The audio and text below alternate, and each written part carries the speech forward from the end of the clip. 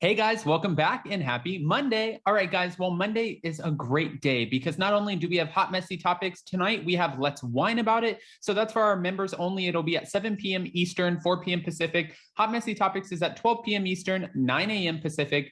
I know the time zones, they get me too. Plus, we have an amazing interview coming your way with Gina from the Real Housewives of Orange County. I'm taping that tonight at 5, so I'll probably drop it tomorrow. In the meantime, guys, we're back to talk about some controversial comments coming from Erika Girardi, and attorney Ronald Richards is on Twitter exposing her again.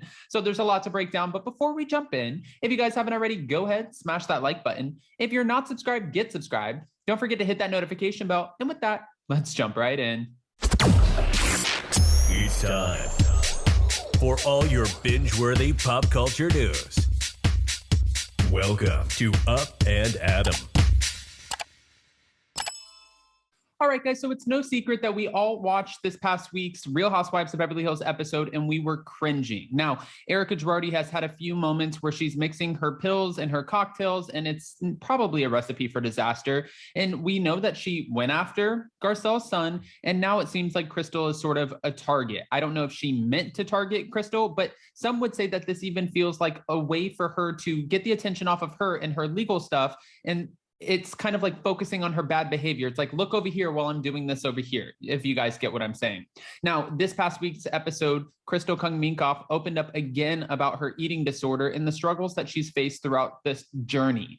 And to be fair, I don't take this journey lightly. You know, there's a lot of things that people don't know about, I guess, each other, but me personally, when I was growing up, I went through a really hard time with my own eating habits and losing weight really quick and trying to, I just wasn't happy, and enough was never enough. And I looked in the mirror every 5 seconds and I just wanted to be skinnier and skinnier and skinnier. And it was just one of the hardest things to go through. So with Crystal opening up about this and saying how hard it is for her to eat, it's not something to be taken lightly. I understand that some of the, housewives have had this storyline in the past, but I don't look at this as just a storyline. I look at it as like a real struggle that a lot of people can relate to, no matter if you're a man or a woman, or, it doesn't matter how you identify. It just matters that this is a real thing. So when she's bringing it up to Erika seems like she's trying to understand on last week's episode of The Real Housewives of Beverly Hills what Crystal's going through. And she even suggests, why don't you take a laxative, girl? Take a laxative. She's like, do you like to eat food or you don't like to eat food? And Crystal said, no, I like to eat food. But then after I eat it, I just feel bad about myself. And she's like, well, I would just take a laxative if I were you. And hey, why don't you eat a chicken tender? Oh, wait, you can't. That is problematic, to say the least. Now, for Erika, she technically now is addressing her controversial comments to Crystal Kung Minkoff, but also asking, why does Crystal not want to get help? She said, I don't know why she wouldn't want to get treated because she has the means. If you're struggling with an eating, disorder, why not get the professional help? You are educated, you have the access. Why not seek professional help? That's not really up for you to decide, though. It's up to whoever's going through the issue, their own issues or disorders or whatever's happening. It's up for them to decide. It's not just because you're looking at it. Why don't you go get professional help? I mean, Erika said that she was seeking, out therapy or a psychiatrist or whatever the case is to work on her own issues. Focus on those issues. Crystal's not the one who's mixing pills with cocktails and calling out people and being ridiculous at the parties. You are. So I wouldn't really heavily focus on Crystal when you're throwing stones and your house is made of glass too. I don't like that. Now, for Crystal, she did respond to this and she made a lot of sense in her response. She said, I am seeking help. I currently do talk to someone and it's an ongoing thing. Crystal did also say, I think it was more triggering that as she's saying the things that she doesn't know that it could be hurtful, like had that been something that I had an issue with, it could have been really bad for me. I just think it's not to say people need to be more sensitive. They don't know, but it's a reminder for me to be sensitive, to be, to be other people that like, you just don't know. Okay. I get what Crystal's saying. She's saying in her mind, she needs to be more sensitive to the fact that not everyone is going to understand where she's coming from or what it's like to struggle the way that she's struggling. I understand that, but you're saying that she's educated. She has a lot of access. This is what Erika's saying. You're educated too. You're educated, so why would you say something that you know is going to trigger someone? And why would you sit there and wave a chicken tender in her face after she just poured out to you that she has this, eating disorder? That doesn't make sense to me, but I want to keep it moving because Ronald Richards, again, has been very active on social media.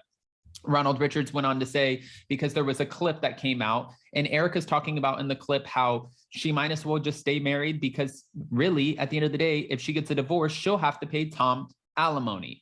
Now, we all thought this was kind of strange only because we know Brandi Glanville has said it in the past that her and Lisa Vanderpump used to have conversations before going on to film. They used to have hour-long conversations and they would talk about what they're going to say, who the next target is, yada, yada. Okay, for Lisa Rinna and Erika in this moment, it kind of looks like they had a conversation before coming on to film. And Erika was like, I want you to ask me about Tom. And she's like, okay, I'm going to ask you about Tom. And she's like, don't worry, I'll guide the conversation.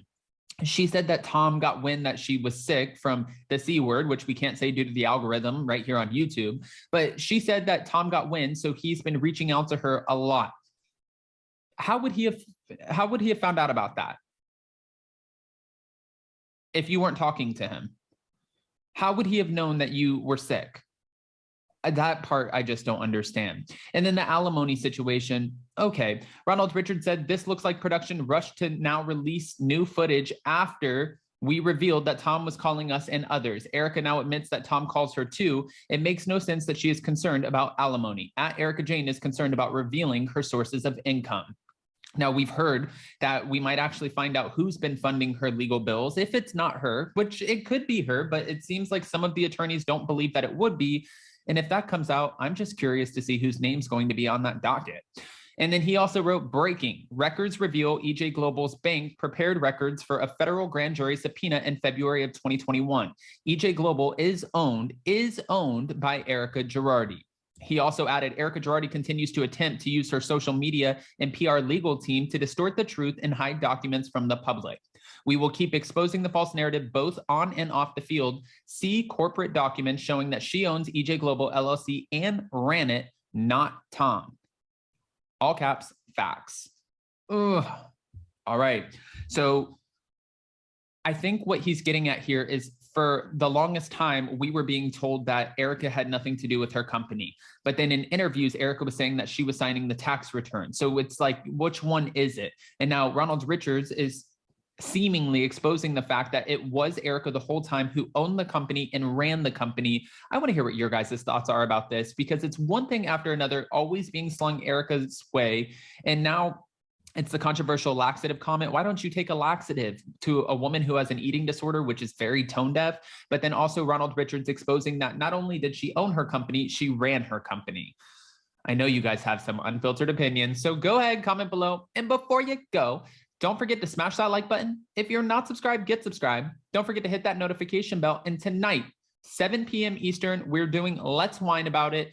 That's 4 p.m. Pacific. And of course, we have hot, messy topics coming up next at 12 p.m. So hopefully we see you guys there. I love you guys so much. Happy Monday, and we'll see you so very soon. Bye, guys.